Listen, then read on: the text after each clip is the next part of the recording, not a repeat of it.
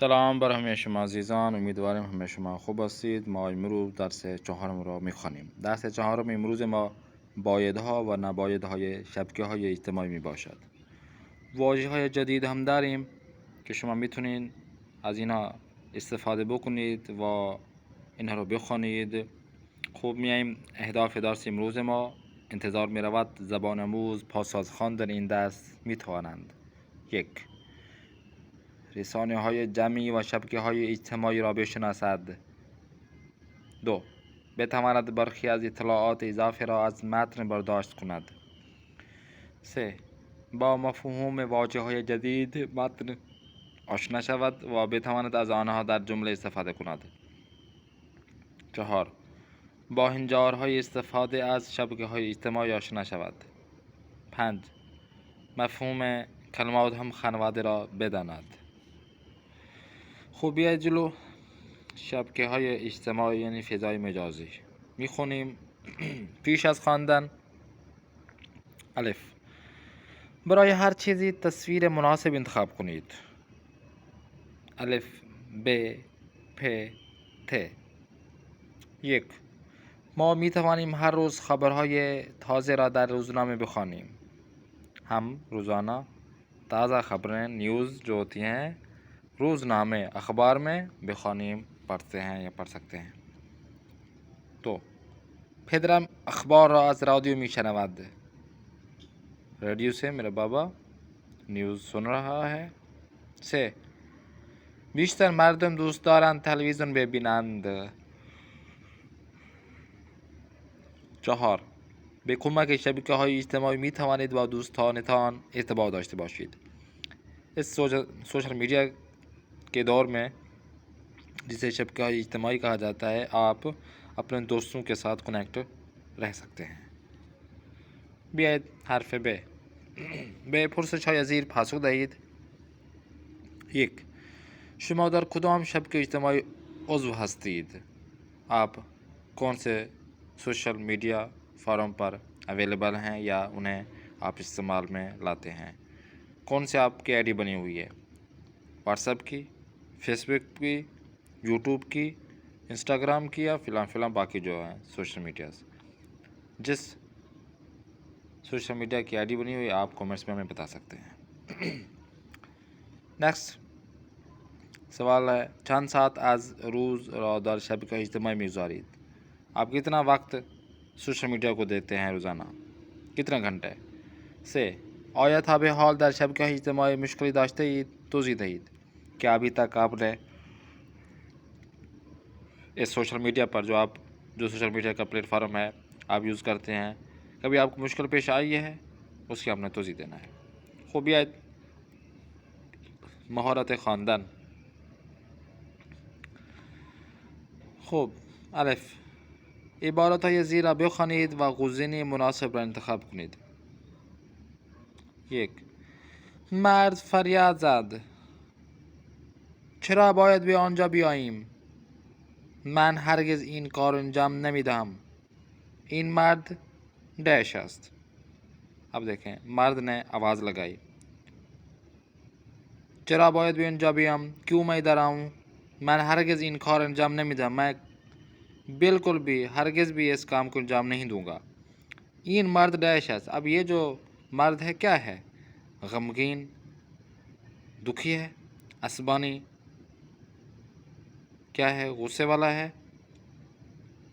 خسته تھکا ہوا ہے. تو آپ نے سلیکٹ کرنا ہے. 2.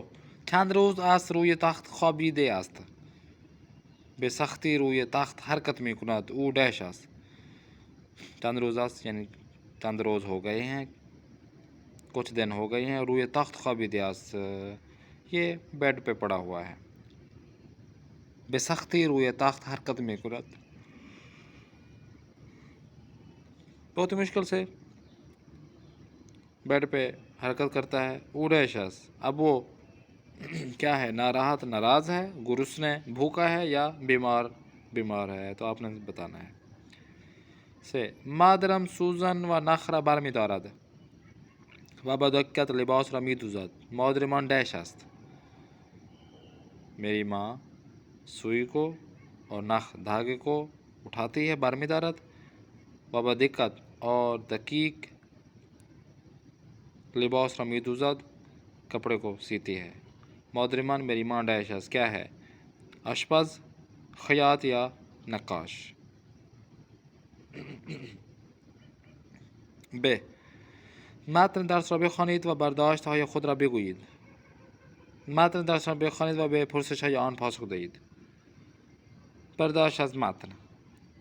به مثال های زیر توجه کنید. کودک سری وارد اتاق می شود و در را می بندد و اطرافش را نگاه می کند. سارا لبخند می زند و به عروسک نگاه می کند. هر متن اطلاعاتی به ما می دهد که با خواندن آنها می توانیم اطلاعات دیگری را بفهمیم که در متن نوشته نشده است. به این کار برداشت از متن می گوییم. کہتے ہیں کہ کودک سری وارد اتاق میں شود و در را می بندد. جلدی سے بچہ کمرے میں داخل ہوتا ہے اور جلدی سے دروازہ بند کر دیتا ہے و اطرافش را نگاه می کند و ارد گرد دیکھنے لگتا ہے. سارا لبخند می زند و به عروسک نگاه می کند. جو سارا ہے وہ مسکراتی ہے اور گڑیا کی طرف اپنی جو گڑیا ہے اس کی طرف نگاہ کرتی ہے. اب بتایا جا رہا ہے کہ ہر متن اطلاعاتی به ما میدهد که با خواندن آن میتوانیم اطلاعات دیگری را بفهمیم که در متن نوشته نشده است. کہ کچھ جو جملات ہوتے ہیں، کچھ متن و پیراگراف ایسے ہوتے ہیں کہ ان کو پڑھنے سے میتوانیم ہم کر سکتے ہیں کیا اطلاعات دیگری را بفهمیم. اس پیراگراف کو پڑھنے کے بعد ہم جو دوسرا مطلب ہوتا ہے وہ بھی ہم کیا سمجھ جاتے ہیں جو کہ اس پیراگراف میں لکھے ہوئے نہیں ہوتے. اس کام کو کیا کہتے ہیں؟ برداشت از متن میگوییم کہ اس پیراگراف سے جو ہم نے حاصل کیا ہے. در مثال اول برداشت میکنیم که کودک ترسیده است. پہلے ہی آپشن پہ جو کودک سری وارد اتاق می شود در را میبندد و اطرافش را نگاه میکند، اس سے ہمیں معلوم ہوتا ہے کیا ہم حاصل کرتے ہیں، اس سے نتیجہ نکالتے ہیں کہ کیا بچہ کیا ہے؟ ترسیده است، ڈرا ہوا ہے. و در مثال دو متوجه میشویم کہ سارا عروسک را دوست دارد. دوسرے جو ہم نے مثال دی ہے کہ سارا لبخند میزند و به عروسک نگاه میکند، اس سے ہمیں معلوم ہوتا ہے کہ سارا کو گڑیا بہت پسند ہے. ما این نکته ها را از خواندن متن برداشت کردیم. ہم اس نکتے کو، پوائنٹ کو، نوٹ کو ہم نے کیا کیا ہے؟ متن سے ہم نے حاصل کیا ہے. تو چلتے ہیں آج کے متن کی جانب. نکات مهم در استفاده از شبکه های اجتماعی. جو مهم نوٹس ہیں، پوائنٹ ہیں کہ جب ہم سوشل میڈیا کو یوز کرتے ہیں تو کچھ پوائنٹ آپ کے سامنے رکھتے ہیں. شبکه های اجتماعی از جدیدترین رسانه های جهان هستند.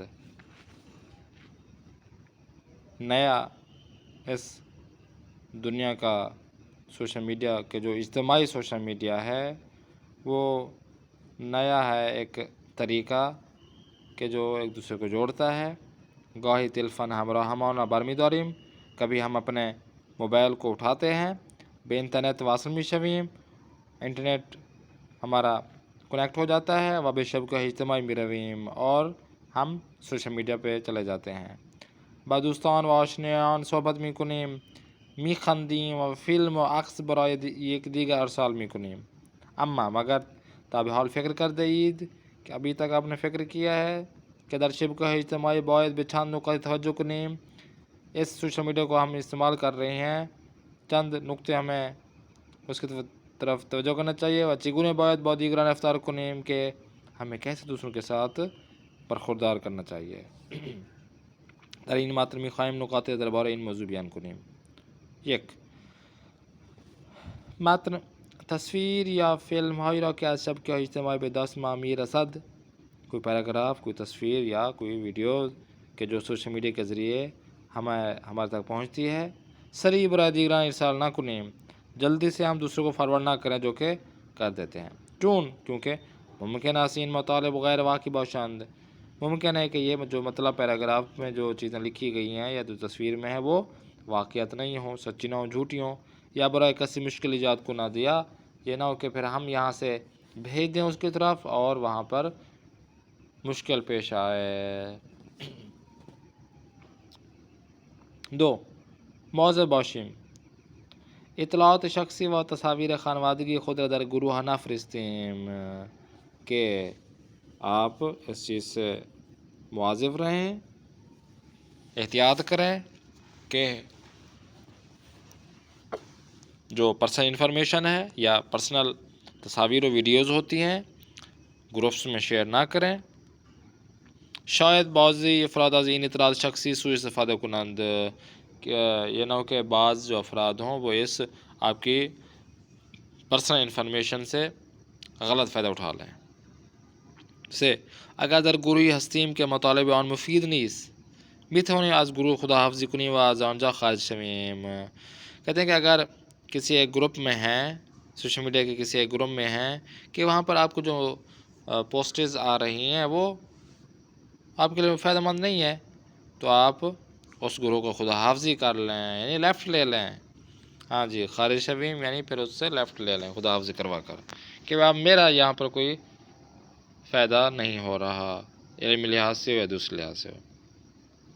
4 باید سعی کنیم در گروه با هم مهربان باشیم و هرگز دیگران را اذیت نکنیم۔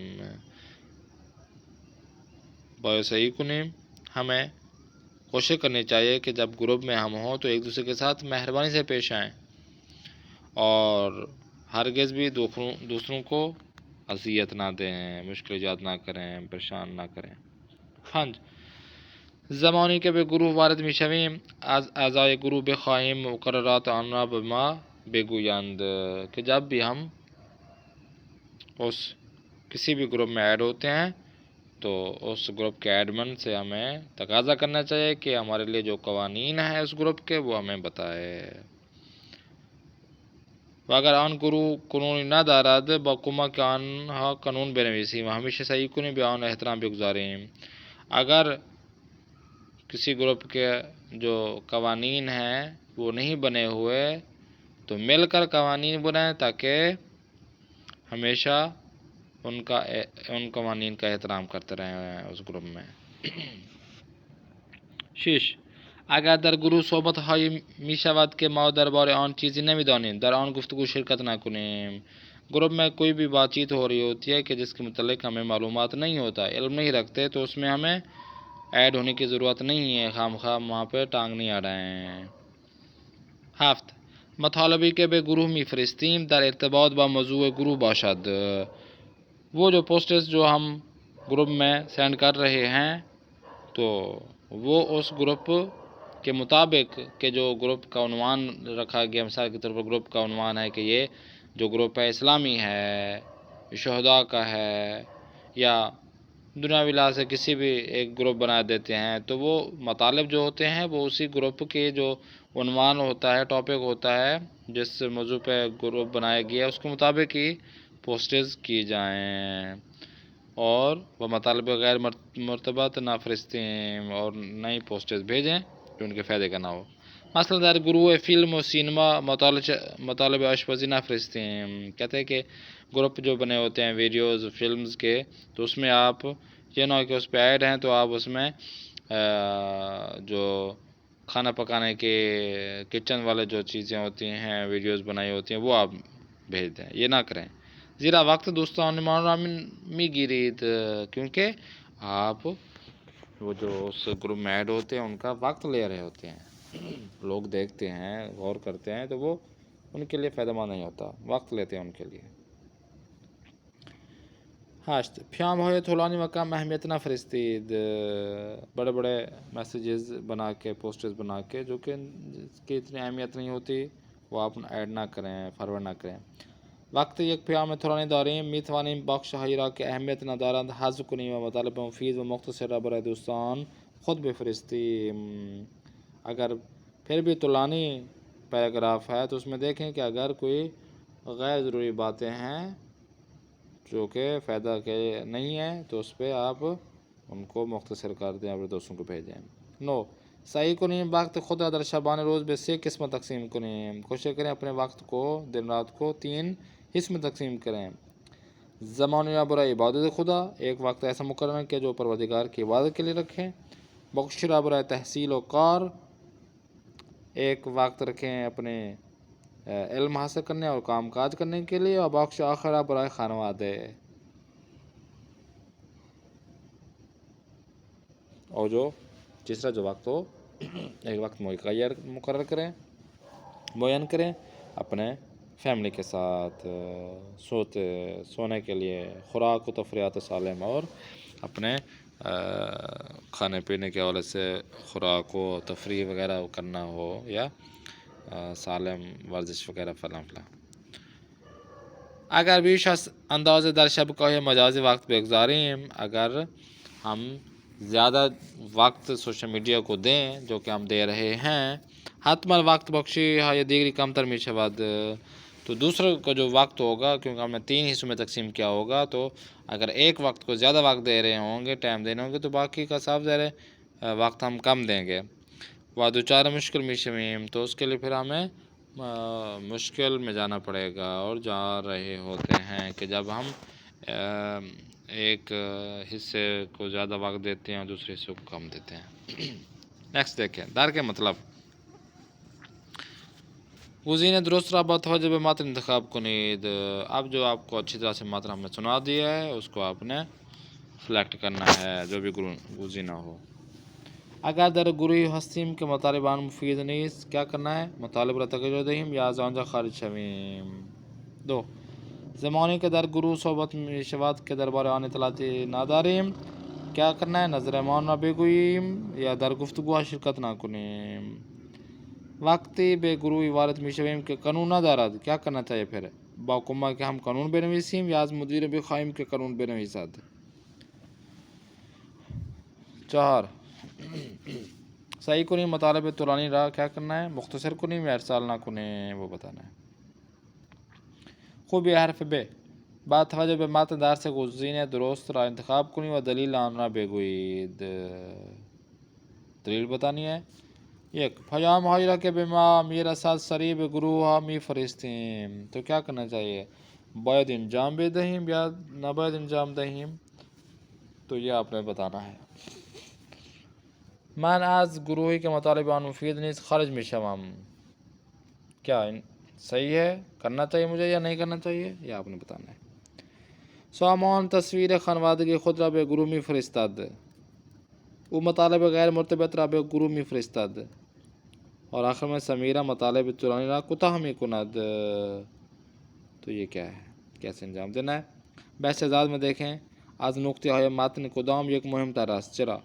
جو اس متن میں کون سا جو جملہ ہے، نقطہ ہے جو بہت ہی مهم ہے اور کیوں؟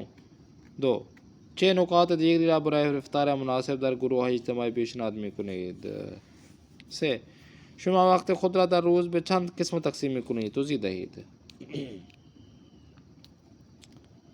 در کے واجگار میں دیکھیں در ہر جملہ بحث کو درست را با توجه به متن انتخاب کنید. 1. به اینترنت دنیای ڈیش میگویند، حقیقی، عجیب یا مجازی. بعضی افراد از گروه های اجتماعی ڈیش میکنند که این کار درستی نیست. همیشه استفاده، سوء استفاده و خوب استفاده. ما نباید زیاد به گروه اجتماعی برویم زیرا خانوادهمان ڈیش میشوند، اذیت، ساکت یا شاد. در هر جامعه قانون‌های وجود دارد که ما باید به آنها احترام بگذاریم و ڈیش را رعایت کنیم. مشاهده، مقررات، مراقبت. ایک سلیکٹ کرنا ہے. چیز را که با چیز دیگری ارتباط نداشته باشد ڈیش می نامیم، غیر مرتبط، غیر عادی یا غیر واقعی. بہتر است مطالب طولانی را به گروه ها نفرستیم و سعی کنیم مطالب ڈیش باشند. نامناسب، مشترک یا مختصر. کارهایی که به کارهایی که مربوط به جمع است کارهای ڈیش میگویند، اخبار اجتماعی یا اشتباهی. ب.